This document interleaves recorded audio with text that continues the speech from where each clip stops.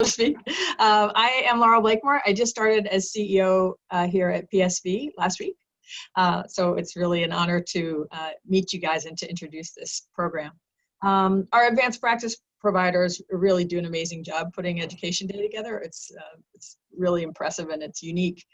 We hope you'll get a lot out of it. The goal of this is not just to cover pediatric topics that are pertinent and that you might see in your office, but also to serve as a networking opportunity for you so that you can hopefully put a face to the names in Northern Virginia's pediatric specialists here at PSV. We want you to know that you're welcome to reach out to us for any help with the pediatric patients that you have that might need specialty care. Just a little bit about PSV. This is our mission statement, and Education Day, I think, is a really great example of the commitment that PSV providers have to providing the best possible care to children in Northern Virginia. Our vision, as you can see, is to create this, this physician-led culture. And one thing I learned when I interviewed for the position is that all the providers and staff at PSV really do walk the walk. It's a unique partnership between, collaboratively between Inova and Children's National, which are two of the big providers in the region, as you know. And it really is physician and provider led. So that helps us to be truly patient focused and to focus on what's important to us, which is outstanding specialty care. We have 120 specialties right now, providers right now in 22 specialties, which are listed here. Last year in 2019, pre-pandemic, we saw nearly 120,000 visits. And since we've been dealing with the COVID crisis, we've really significantly ramped up our telemedicine capacity and our capacity to provide care in that way. We are at 8 locations right now around the Virginia area, including Ashburn, Woodbridge, Fairfax, Fair Oaks, and Manassas. So there's lots of availability regionally. And we want to make sure you understand that we're available to you. There are a bunch of ways to get a hold of us. Probably the most straightforward is on the website. There are these specialty email inboxes, as well as separate provider lines. So you can get a hold of doctors, nurses, advanced practice providers with any questions you have about cases where we can be of help. I'll tell you a little bit about myself by way of background, since I'm reintroducing myself to the Northern Virginia area. I have trained kind of all over the place. I've been a little bit of a rambler. Most recently, I was at Children's National for 10 years almost as Chief of Pediatric Orthopedics, and then was in University of Florida from 2014 until this month, where I was Division Chief and worked on a unique partnership between University of Florida Pediatric Orthopedics and the Shriners to start the first Shriners Endowed Chair in Pediatric Orthopedics. I work primarily on spine surgery for scoliosis and kyphosis, and particularly on little kids with early onset scoliosis. But I also see some general pediatric orthopedics and trauma. But this has been the main focus of my work. Is spine deformity like this, scoliosis, and non-operative and operative treatment. And as you know, we've had providers, several providers here that provide care for children with these kind of problems. I also ride horses, so it's nice to be back in the Northern Virginia area. This is one of my horses from this summer. So I've been an orthopedic patient for a couple of these injuries related to this, but it's something I really enjoy, and it's a beautiful area to do it in. So let me introduce our first speaker. It's my pleasure to introduce Rebecca Levorson. Dr. Levorson is the Director of Infectious Diseases at PSV. She trained at LSU and Children's National and now works out of PSV and primarily Inova Children's. She's been named a Subspecialist of the Year at Inova Children's. She's also an Assistant Professor at VCU.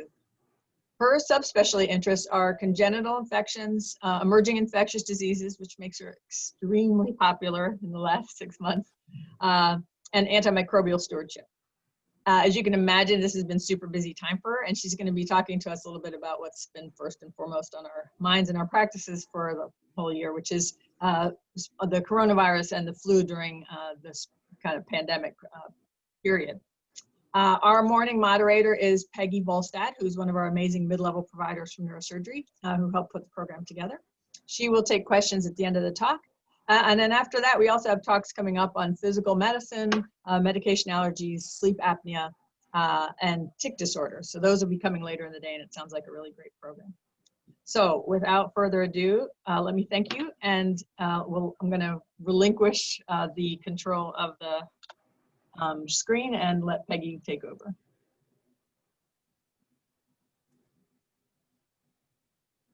Hi, everyone. Thanks so much for coming today. We're going to have Dr. Levorson get started, and you can hold your questions to the end or put them in the chat while she's speaking, and I'll take them and we'll get started. Thanks so much, Dr. Levorson.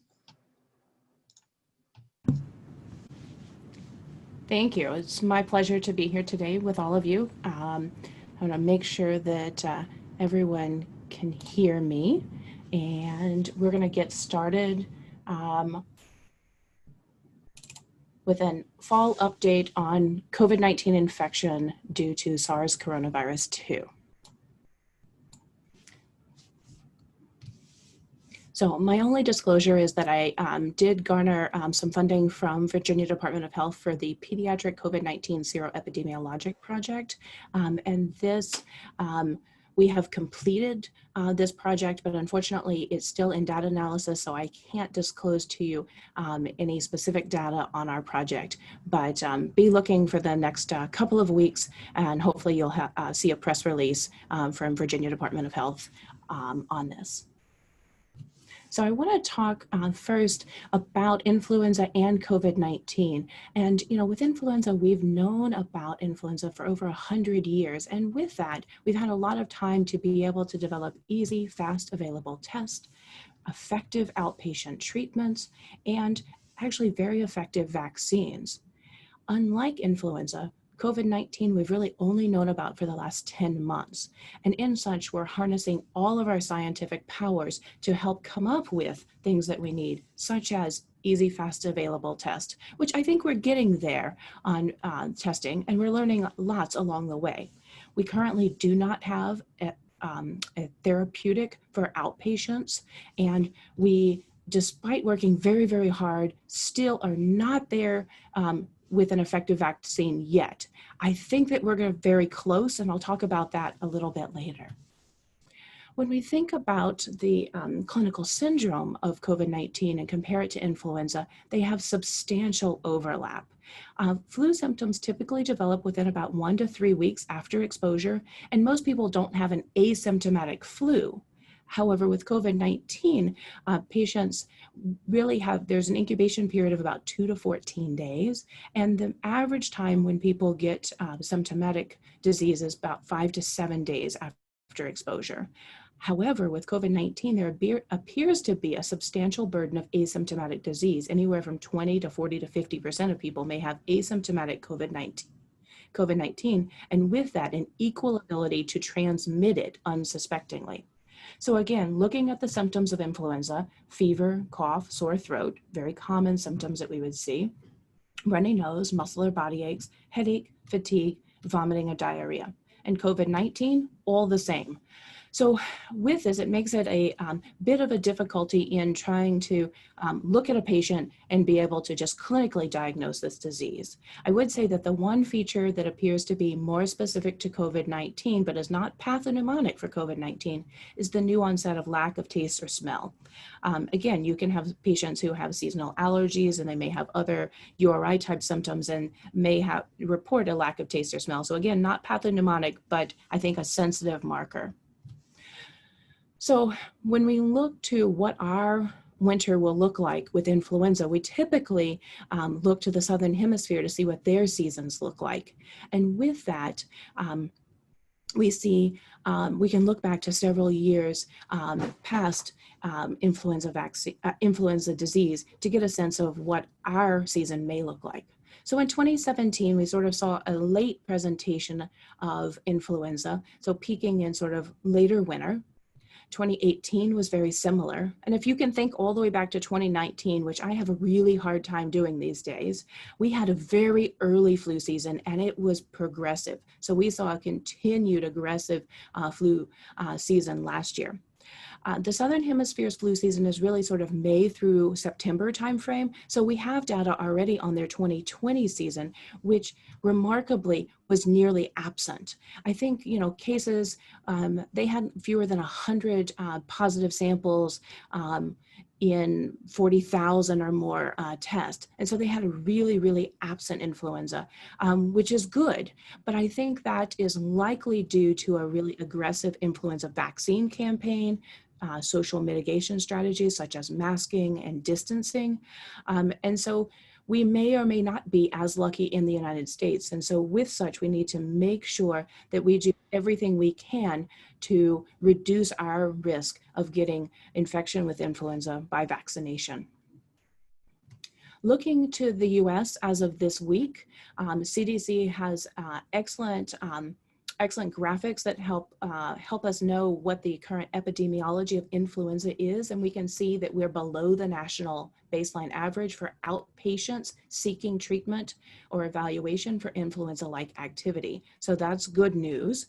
We also see that the US map is effectively green, meaning that there's minimal activity, and that we've had less than 0.3% of positive samples for influenza as of this week. So these are all very reassuring pieces of data. Again, it's the end of October. We usually don't expect to see influenza at this time to a substantial amount. We really need to see what, November and December bring.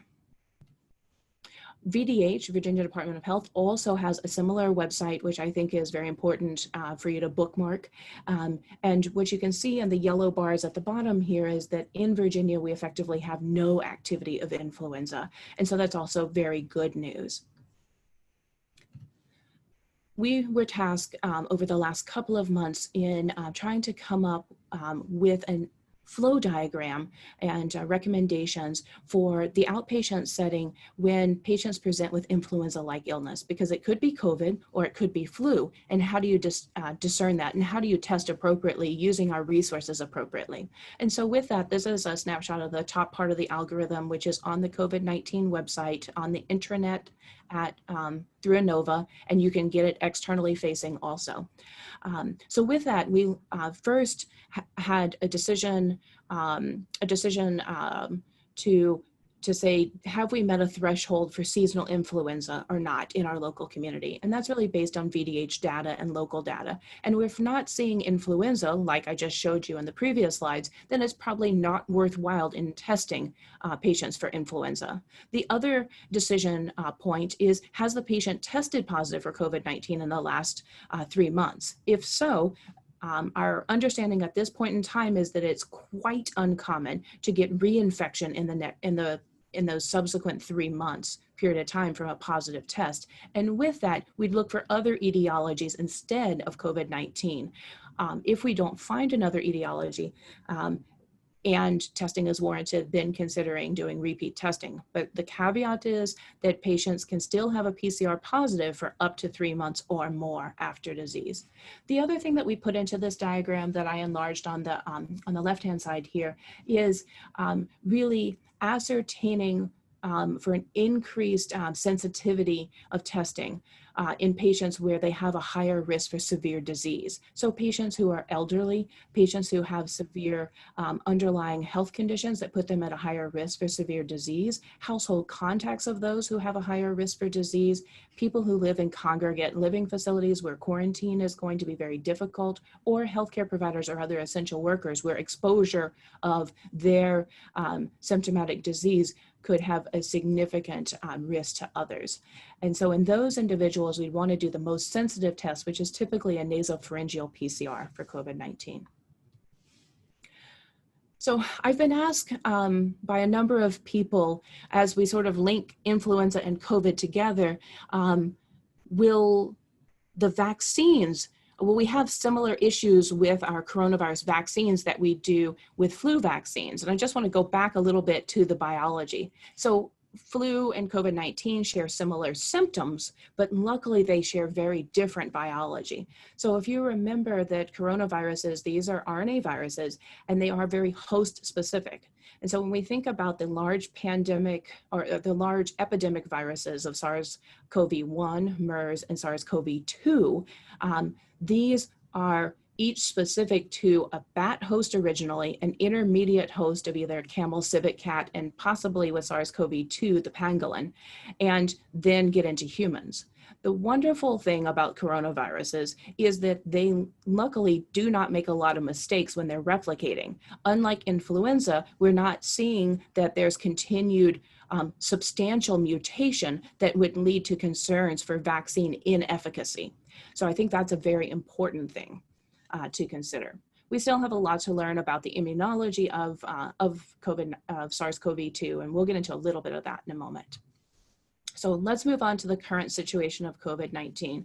I pulled late last night from the Johns Hopkins dashboard, and unfortunately we're already at 45 million cases as of this morning, with nearly 9 million in the United States and over 1.1 million deaths globally. So again, if you're watching the news of recent, you'll see that Europe is peaking or appears to be increasing again, as is the United States over the last couple of days and weeks. When we go to the US, you can see the number of new cases in the last 7 days. The darker the color, the more cases. And so we sit in this moderate blue, but I think clinically and being in the hospital this week and last week, we can see that we're seeing more cases. When we look at VDH, you can see that we're in this continued seesaw of, increase, and really we'll have to, continue to monitor this, but I am worried that we're going a little bit up over the last couple of weeks. Moving specifically to children in COVID-19, early in the pandemic, we thought children seemed to be, not vulnerable to this disease. And I think that was more of an epidemiologic phenomenon. Children are really out of school and they were not in a social sphere. Therefore, they had reduced risk early on. But we know at this point that this disease affects any and all ages.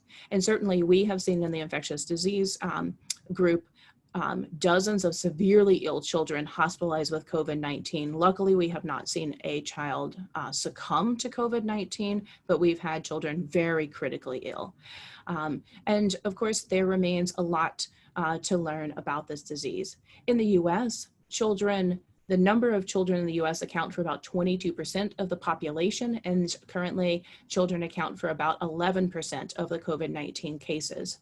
In Virginia, luckily only about 1% of Virginia children with COVID-19 have been hospitalized due to it, and there have been over 100 deaths in children in the United States due to COVID-19 so far. Reviewing again some of the severe disease risk factors. So these are typically medical conditions such as increasing age, severe heart conditions such as heart failure, coronary artery disease, cardiomyopathies, kidney disease, severe lung disease such as COPD, obesity, both in children and adults, sickle cell disease in both age groups, and then solid organ transplant and type 2 diabetes. Again, medically complex children who have neurologic or genetic, metabolic, or congenital heart disease also appear to be at a higher risk for severe COVID-19 infection compared to other children. There are a couple other categories where we just don't have a preponderance of evidence to say certainty to an increased risk, such as asthma and other lung conditions, type 1 diabetes. And so those are sort of gray areas at this point. This is an excerpt from a study that got a lot of press from South Korea this summer, sort of mid-July timeframe. And this is a study that looked at the risk of transmission from an index case to a contact. And we can see that the age group of 10 to 19 years old, they had a quite successful transmission from themselves to a household contact. Nearly 20% of the other household contacts got infected because of them.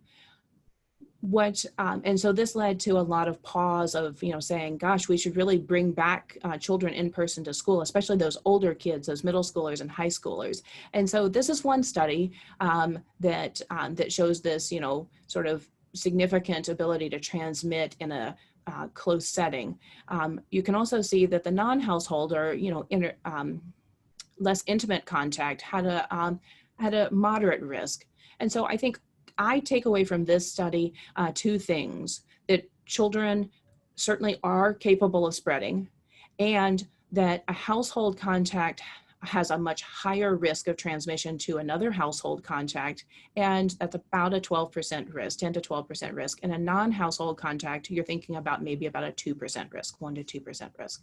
I saw an infographic by one of my colleagues yesterday, and he was showing me something that the news had put out, and they said that within 4 hours of being in contact with someone who had COVID, everybody would get it. And I don't think that the data supports that. So I would just caution everyone as to looking into the validity of the news articles, because I think, sometimes they have different purposes than truly describing the scientific nature of the study. Next, I want to go on to sort of the three heads of COVID-19, or the three clinical manifestations, three categories. And I think about, the Greek mythology and Cerberus, or if you're a Harry Potter fan, Fluffy, and those three sort of menacing heads. And so we'll talk first about acute COVID-19 infection. And then this is luckily the lion's share of the disease. About 80 to 85% of people have typical flu-like symptoms like we described before. They may have chest x-ray showing a atypical pneumonia type picture, bilateral. They may have an oxygen need, and we truly do not have any approved therapies for these individuals. Prone positioning is likely going to be the best thing to do, but again, there are not going to be any randomized controlled studies of lying you on your stomach when you're lying down, as opposed to prohibiting you from doing that. Labs of inflammation, labs showing inflammation may be present, and typically within a week to 10 days, fever is gone, symptoms are better, and then you recover. In the second phase, which is really that second week, is the cytokine storm. And with that, that's where you have the hypoxia, needing supplemental oxygen. Patients may go into shock, may have kidney and liver involvement, and that's typically sort of between day 8 to 10 when we think about that. These patients often on their labs show significant inflammation, and they certainly need oxygen. Like prone positioning has anecdotally been shown to be important. And these are the patients who would benefit from antiviral drugs versus steroids. And so we'll get into that in a moment. And then there's this post-infectious phenomenon that was described in late April to early May in Europe, and certainly has been seen in the United States also, the multisystem inflammatory syndrome of childhood, or MISC. And then most recently, I think in early October, recognition of this occurring in young adults too. So in those individuals, 20 to maybe 50 years old, us young adults. And so that's been termed Misc. And so with that, there are some clinical characteristics and a definition for that. Patients have to have evidence of fevers, severe enough illness to be hospitalized, multi-organ involvement, hyperinflammation on labs, and no alternate plausible diagnosis. And they have to have evidence of having had either current or recent COVID-19. And that's usually by antibody testing, because this usually occurs 2 to 4 weeks after either a symptomatic or an asymptomatic COVID-19 infection. I will tell you, based on the patients that we've seen, it's usually they had no symptoms of COVID-19 and then they have antibodies positive. These patients present with heart conditions. Typically they're in shock. They may have cardiac dysfunction. They have severe GI symptoms, which may mimic appendicitis or other severe GI symptomatology, vomiting, diarrhea, etc. And less so do they have respiratory symptoms. And we've worked out, quite reasonable therapies for these individuals by reducing inflammation. And to date, we still are not certain about what the I'm fine, honey. I like this volume. Is okay with you? we're not certain about the long-term effects of either acute COVID or cytokine storm or MIS-C in patients. So just going on a little bit to viral testing. So this is acute testing. And so with that, there's sort of two main methods of testing. One is nasopharyngeal, the other is nasal. Certainly there's a decreased sensitivity if you're doing the nasal testing compared to nasopharyngeal, and that's estimated between 6 to 8% decreased sensitivity, or 10 to 15% decreased sensitivity if you're doing nasal as opposed to nasopharyngeal. I will tell you that in the ambulatory setting, Inova hospital system has decided to go to nasal PCR testing at this point in time, trying to do about a 30-day trial of that and see what the results look like compared to nasopharyngeal testing. And so there are a couple of different platforms. You can do a full PCR where you're looking for evidence of a piece of the virus, a nucleic acid piece of the virus. There's a rapid PCR or other nucleic amplification test. And then there are some rapid antigen tests. And each of those have differences in regards to how sensitive they are. So how likely will you get a true positive and how likely will you miss a patient? And those can range anywhere from like 40% up to about 90 or 90+%, with the PCR being the most sensitive. Again, we've learned sort of halfway through this year that the PCR can stay positive for a long time, so 3 months or more. And with that, that does not mean that you're infectious. Replication competent virus thus far has not been able to be cultured past about 9 days from the onset of symptoms in most individuals. Immunocompromised patients, severely immunocompromised patients, maybe for a little bit longer, but that's where we derive our guidance on isolation, and I'll go over that in a bit. So who should be tested? I think certainly patients with symptomatic disease consistent with COVID-19 should be tested. If you have one person in the household who's already positive and then everyone else in the household develops symptoms, likely everyone in the household doesn't have to be tested because you likely know what's going on.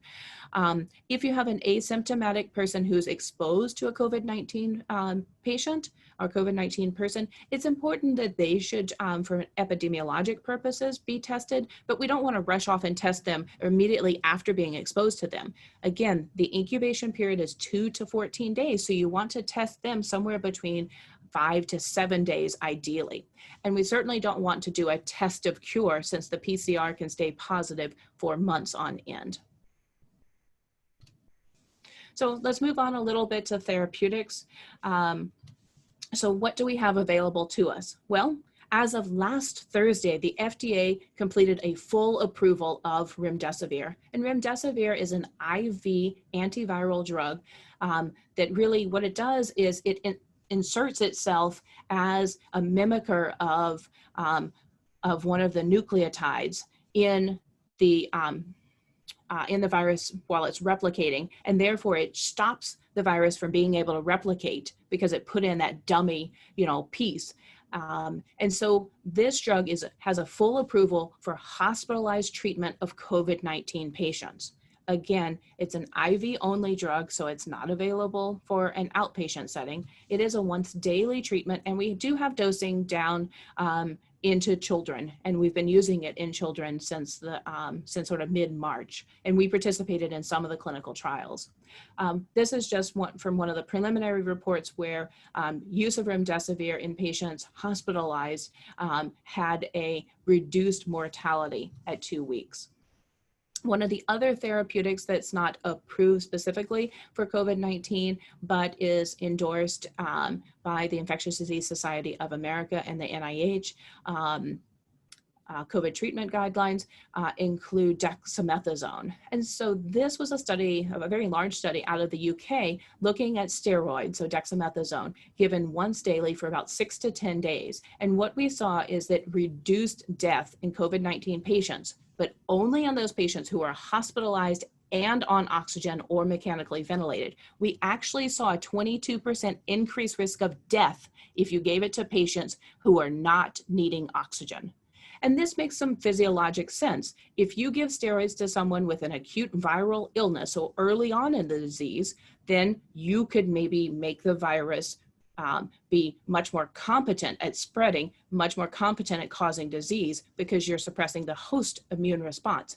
However, we know with COVID-19 infection, you can go into that second week of the cytokine storm and everything, and that's likely where you're having that hyperinflammation based on labs and other studies that we've done, and that's where dampening of the immune response may be helpful. So I would highly discourage and caution you not to use this in an outpatient setting based on the fact that we saw an increase in death in patients who are not on oxygen. So we want to use this only on patients who are on oxygen.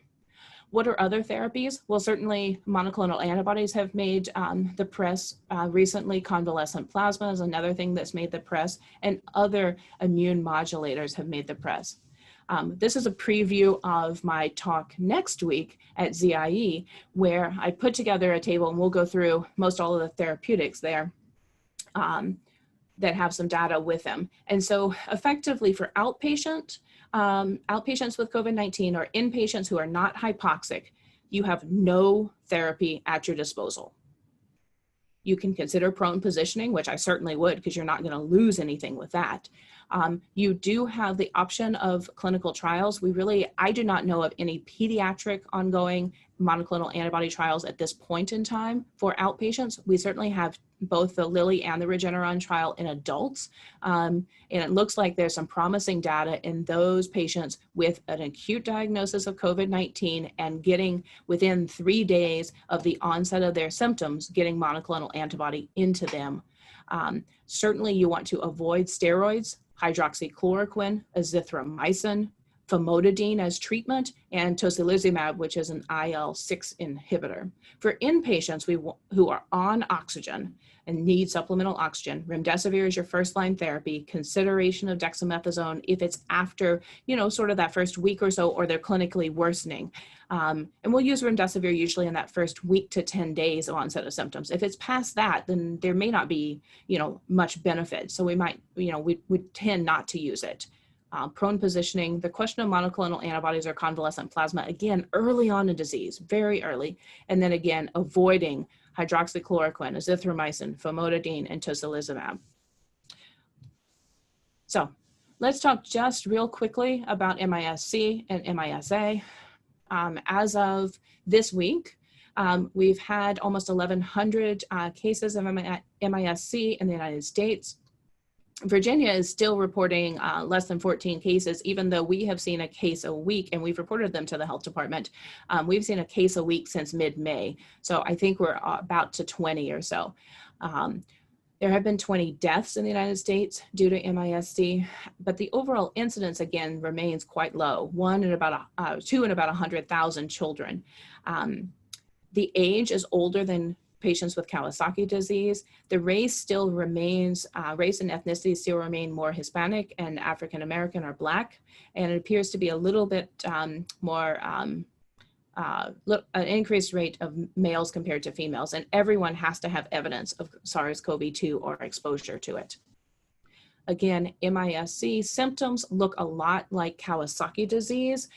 They have to have fever. They typically have severe abdominal pain or diarrhea, which may be misrecognized as possible acute abdomen and appendicitis, vomiting, rash like Kawasaki, conjunctivitis like Kawasaki, cheilitis, headache, dizziness, extremity edema like Kawasaki, dyspnea, shortness of breath is in very few patients unless they're getting worse because of their cardiac dysfunction and lymphadenopathy.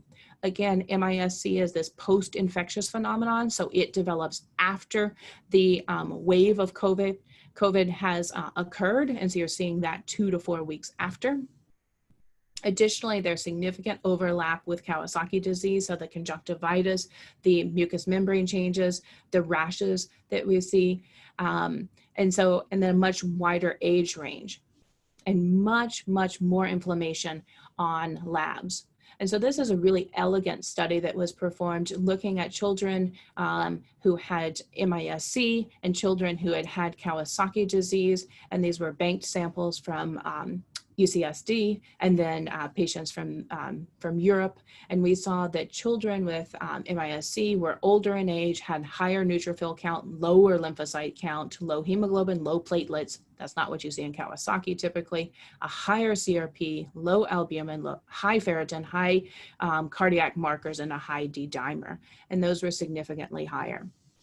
So the recommended evaluation for MIS-C really, I think for the outpatient setting and then for the emergency room setting is looking at a patient, do they have evidence of fever? And we typically are looking for a couple of days of fever. Do they have an epidemiologic link to SARS-CoV-2? Is there surge in your area? Are there cases still continuing, et cetera? Do they have close contact with a known individual? And then looking for a clinical feature.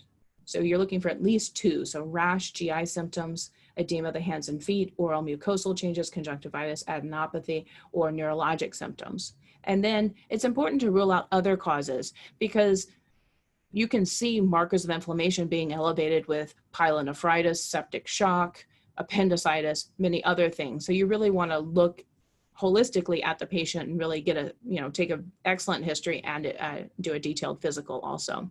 And so the first tier of labs would be basic labs that you would have access to: a blood count with a differential, a CMP, inflammatory markers, both ESR and CRP, and then typically COVID antibodies. That IgG is the most important. And then if you have at your disposal acute testing, viral testing, SARS-CoV-2 PCR. And then if the patient is in shock, then you're going to bring them in anyway. They're going to be in the ICU setting, and they're going to get also the cardiac labs. So if you're doing that first, CBC, CMP, and inflammatory markers, you're looking to see, do they really have elevated inflammatory markers, and do they have at least one other suggestive lab?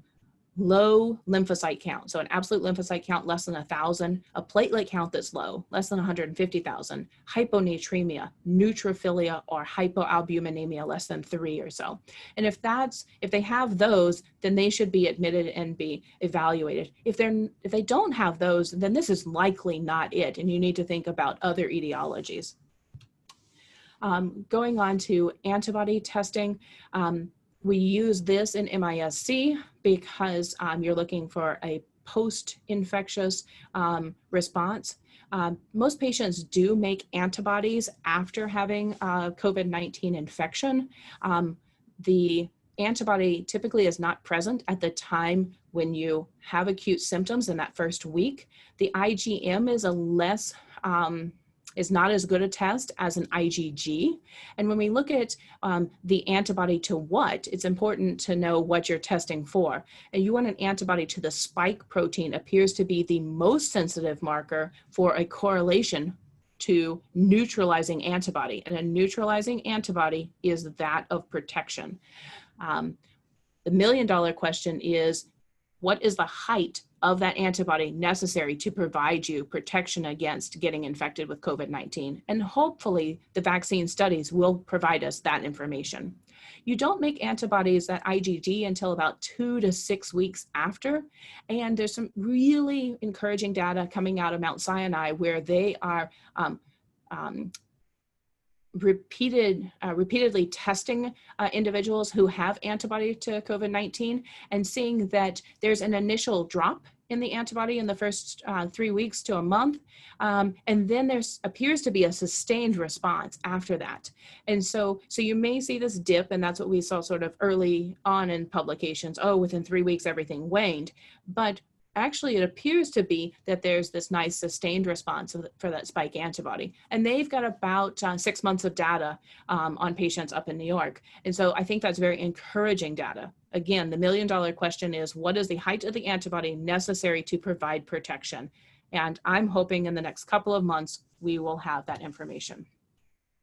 Another interesting thing that's being done in the United States is a seroprevalence study. Mostly this is in adults, and what they're doing is they're taking leftover blood samples from commercial labs, so LabCorp Quest, something like that, and they're every 2 weeks running antibody assays on these individuals, spike protein antibody assays, to look to see who has antibody. The pandemic experts tell us that really we have to get to a sustained antibody protective level of at least 70% of the global population to be able to prevent this continued spread of this pandemic. And currently our highest antibody response is in New York, where they have about 25%. In Virginia, we're still sitting at about 3%. And if we look across the United States additively, we can see that fewer than 10% of the population have antibodies to COVID-19. And so with that, we've got a long way to go to try to get to that 70%. But I think this is a really cool website to look at. Based on the adult data in Virginia, there were 5 sites in Virginia reporting by late July, and we found that 2.4% of adults had antibodies. In Northern Virginia, it was 4.2% of adults, and then our Hispanic population was about 13%. And I think that speaks to the patients that we saw early on in the pandemic from March to sort of July timeframe. I think the antibody levels are a little higher than that now because then Southern Virginia got hit, as did the Tidewater region. And so I think maybe, that's why I think we're sort of more like a 3% overall. But again, this is an excellent website to sort of track what levels look like. Just a moment to go over isolation and quarantine. Hopefully you're very facile with these terms now, and then you can explain them to your patients. So isolation, again, is that which is separating someone who has acute infection from others to prevent them from spreading it to other people. And the typical isolation recommendations are based on how long you can continue to be competent at spreading it to other people. And with that, that's a 10-day period of time after the onset of symptoms. You need to be fever-free for at least 24 hours off of antipyretics and symptom improvement prior to coming off of isolation. In severe immune-compromised individuals who have COVID-19 infection, or in patients who have severe disease due to COVID-19, we extend that period of time up to 20 days plus the fever-free component and the symptom improvement component as their isolation period. Quarantine, however, is for those individuals who are exposed to someone with active COVID infection. And so and that period of time is the incubation period in which you could develop symptoms. So that's that 14-day period of time. So you can imagine the situation, such as a colleague of mine who their child developed COVID-19, tested positive. And so the colleague has to stay home with her child and be the caretaker. And so she's not able to separate from her child because she has a very young child. And therefore, that means that she has to be quarantined for the 10 days of her child's isolation, plus an additional 14 days from the stop of the child's period of time of being symptomatic or from being able to shed. So that effectively gives her a 24-day period of time where she is out of commission. She actually, what I understand is she said, I just hope I get it, because then it could be 10 and 10 in a total of 20 days instead of 24 days in some bit of quarantine. So moving on to, what I think is the end game. I think the end game is vaccination.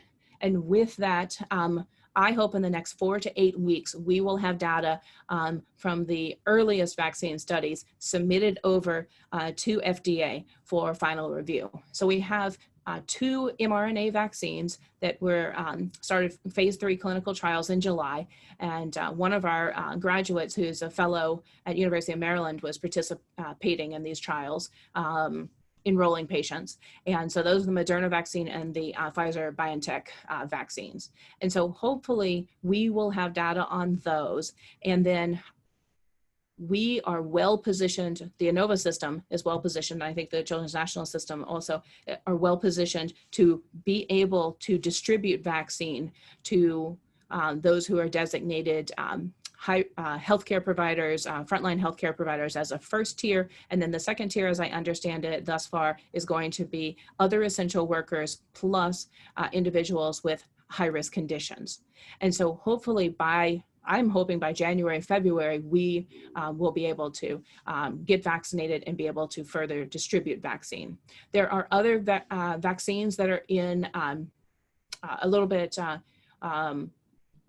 further behind, but we've got some vector vaccines such as AstraZeneca and Johnson & Johnson that hopefully we'll have data on those also very soon. And then there are a couple other vaccines. There's a Novavax vaccine and a GSK vaccine that are also in the works in, I think, phase 3 now too. So the expectation for the vaccine is to prevent moderate to severe illness. So it may not prevent you, sort of like the flu vaccine, it may not prevent you from getting the flu, but hopefully it'll prevent you from being hospitalized and die from COVID-19 infection. Not until this week did any vaccine start being tested in children. And so Pfizer just started their trial in 12 to 17-year-olds. But again, we have that younger population who have not been started in any vaccine trials. And so what I anticipate in regards to vaccine is that likely we will be thinking about probably mid to end of 2021 before we can get all of our children vaccinated. And so, but more to come on that. So until we have that vaccine, I think the fundamentals to prevent acquiring and transmitting SARS-CoV-2 remain. We have to do these boring, mundane, but highly effective things. Universal wearing of masks or cloth face coverings, maintaining social distance or physical distance, avoiding crowds and congregate settings, outdoors are better than indoors, and frequent washing of hands. And so we know based on, hairdresser studies where we had 2 hairstylists in Springfield, Missouri, one had symptomatic COVID-19, continued to work, shared the lunchroom with another one, was competent in spreading it to the other hairstylist, but both of them together continued to work symptomatically, and they did not infect almost 140 other clients who they spent at least 15 minutes with in close proximity. So we know that masks work. We also know that distancing works. Even going back 102 years ago, we can see that when influenza was occurring in Philadelphia, there were 200,000 people who congregated for a parade. There was a significant uptick in deaths subsequently. St. Louis, however, shut everything down, and you saw not the rate of death. I think that Europe has started putting more measures in place for more distancing. And I think earlier in the pandemic, we can see that Europe really shut things down more significantly in areas than we did in the United States. And I think these are important measures. I think also it's important to think about children and think about children as potential spreaders. And so this is a study out of Utah showing children in a childcare center who spread disease to household members. I've already told you that household contact is your highest risk. Some of these children didn't have any symptoms, and they were still competent in spreading it to their adult and sibling counterparts. And so it's important to think all through the household in regards to risk. So as our county schools are thinking more about opening up and going in person, what are the things that are necessary there? Well, there are a couple of metrics that CDC recommends and I think that are prudent. One is looking at the number of cases in the community, because if you have high levels of community transmission, that will mimic what you will see in the school setting likely. And so there's a metric of a number of cases per 100,000 people in the last 14 days. And as I understand it, in Fairfax County, we've not been below moderate since mid-March. And so we've still had at least, effectively 20 to 50 or more cases per day. And I think my most recent count when I saw was like 70 to 80 new cases each day. And so that puts us in that moderate to high risk group. The other things that schools must include are universal masking, the physical distancing, hand washing and respiratory hygiene, cleaning and disinfecting, and then contact tracing. Because in order to stop stop spread, you're going to have to identify who the contacts were. So both Fairfax County Health Department and VDH have put together some nice algorithms to help in evaluating a child with COVID-19 symptoms or exposure and what to do. So the top part here just shows for parents and guardians, but if you scroll down, you can see that there's a section for healthcare providers, and there's a specific return to school note, it appears to be, that is recommended by Fairfax County Schools. And then Fairfax County Health Department has put together another sort of flow diagram too for families. And I think these are important things to disseminate. And so with that, I will leave you with a couple of parting thoughts. The social mitigation strategies remain fundamental. We must continue to do this. I know that we're getting tired. I know that we're getting fatigued. I know that it's not fun, but I think that these things are essential until we can get vaccine. Vaccines are coming along very quickly. The program is called Warp Speed, and it sounds silly, but it really is. Think about it. We have never had this much innovation, this much scientific rigor in such a short period of time, and I think it's I think it is excellent. The pediatric vaccine trials are starting, but we're not going to have a solution for children for several more months. I want you to look at the local rates of flu to determine if you need to test for flu versus COVID-19 in patients with symptoms of COVID or flu. There are no outpatient therapeutics for COVID-19 at this time. If the patient is hypoxic, and I think this is the most important thing to do when you're evaluating a child in the outpatient setting for possible COVID, if they are walking and they have hypoxia, if they're dipping down in their oxygen sats, refer them to the emergency room for evaluation. They may need to be hospitalized. And then consider MISC if you're seeing a Kawasaki-like presentation or a shock-like presentation. Think about the GI components, and then call us for help. We've been doing this for about 10 months now, and so we've certainly seen a number of kiddos, both with acute COVID, severe COVID, and MISC, and we'd be happy to help. And so with that, I'm happy to turn it back over to you.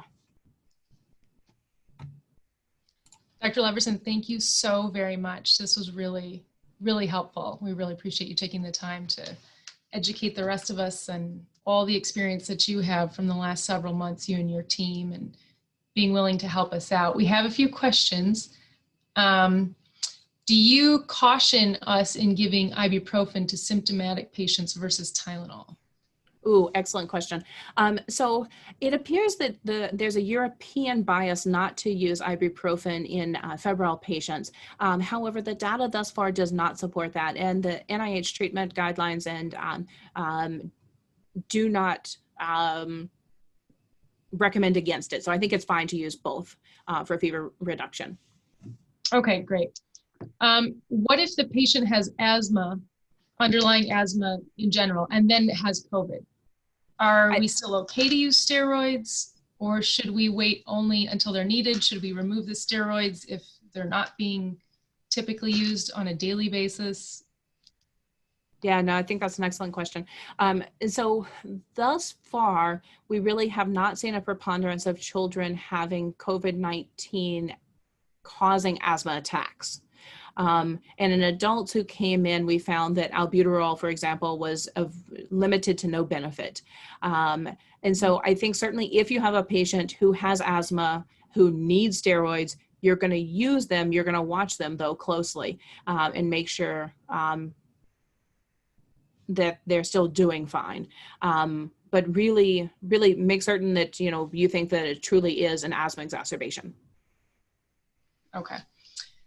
If you have a patient who already for an underlying disorder is on Plaquenil and Pepcid to treat their underlying condition, does this need to be discontinued for fever or symptoms or possible COVID exposure? What would you recommend? So the Pepcid itself is just that there appears to be no benefit. There were trials looking, and there was the pathophysiologic thought was, could famotidine help as an antiviral? And we found no, it was not successful. And we have limited trials on that. So I wouldn't use that as a therapeutic, but if you're already on it at baseline, yes, continue. The same thing with ACE inhibitors. There was a lot of concern about that early on. If they're already on therapy, continue those, certainly. Continue your ACE inhibitors, continue your Pepcid. If your Plaquenil would have been stopped for another febrile illness, then I would take the same caution that you would do for other febrile illnesses. However, no new recommendations for stopping Plaquenil, or even patients who are on steroids for other rheumatologic or autoimmune conditions. We do know that they have a higher risk of severity if they get COVID, if you're on a high dose of a systemic steroid. However, there's also data showing, and I think maybe my GI colleagues here can attest to it too. There's a very large database looking at children and adults who are on Remicade, for example, or TNF alpha inhibitors, and we see that they actually have a less severe situation. And so there may be something to that in that second, phase, that cytokine storm. So I would not take you off of anything unless you're already doing it with other fever. Okay. From a vaccine perspective, is there a type of vaccine that you think as ID will be more effective? For example, an mRNA versus a vector vaccine? Oh, I think that's an excellent question. I don't think we know yet. The data coming out on the mRNA vaccines, because they're a little further along in study than the others, look really good thus far in regards to making antibodies and immune responses and things like that. What we need to do is, once FDA gets this data, and once they're able to release the data, we can look at it and really say, oh, this looks really good. Safety signal looks great. That's what it looks like so far.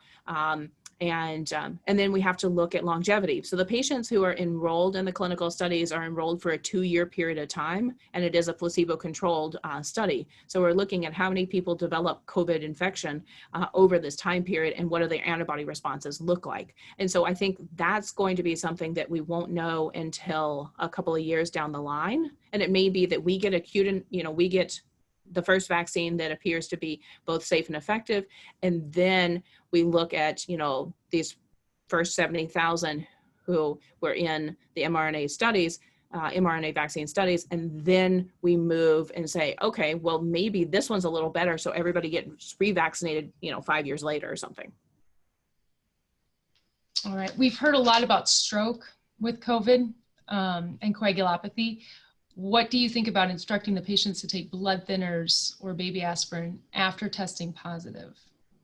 So in an outpatient setting, I don't think we really know. I think in patients who are sick enough to be hospitalized, we do put them on anticoagulation. There are ongoing evaluations for what to do there. Some people send home on a baby aspirin. Some of the adult infectious disease doctors do. So that's still in the works as to what to do exactly there. It's a good question. And I see a question about vitamin D that's also being looked at, but there's no data yet. I think vitamin D has always been the panacea for everything. And so it'll be interesting to see what a placebo-controlled trial looks like. I think we have one more here. If individuals within a household are able to isolate themselves, would a 14-day quarantine still apply? So from the last exposure to that individual when they were symptomatic. So for example, 6 people are at the dinner table, 1 falls ill, but they're adult enough, they're adult or they're adolescent and they can take care of themselves, and you can slide food under the door, or whatever, and they can sort of isolate. Then you could count from that day for 14 days. But likely there was exposure to those other people in the household, and so you take from that last exposure day. Okay. All right, and EOE kids on Flovent daily for treatment of esophageal disease. Do you continue? Yes. The Flovent if they're symptomatic? Yeah. Yeah. Yeah, so the inhaled topical steroids, et cetera, all of those, we don't have any data to say avoid. What we're talking about really is, and I think, there was a colleague who found me in the hospital earlier this week and said, oh, a friend of mine has COVID, he has urticaria. Well, yeah, it's a viral infection. It's the most common cause of urticaria, right? And so he was put on 5 days of steroids, and I was like, ooh, that's dangerous. And so that would be, why can't we use antihistamines instead? Okay. So. All right. Any other questions? Anyone want to unmute and ask any other questions? This was phenomenally helpful. This is really, obviously the crux of what a lot of us will be dealing with in healthcare and taking care of our families and the community in general over the next several months. So definitely a hot topic. We can't thank you enough for speaking today. Right.